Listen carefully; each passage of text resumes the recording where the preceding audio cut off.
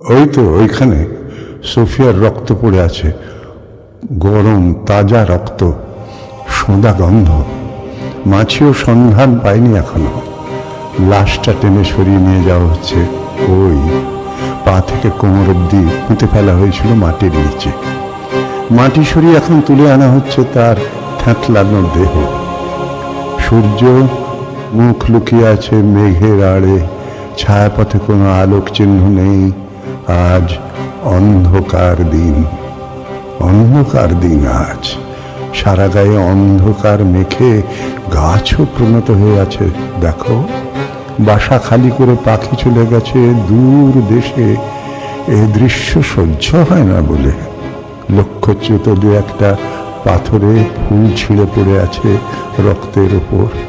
ওপাশে ন্যাড়া গাছ একাকী, গা থেকে সাদা কষ ছুঁয়ে পড়ছে তার।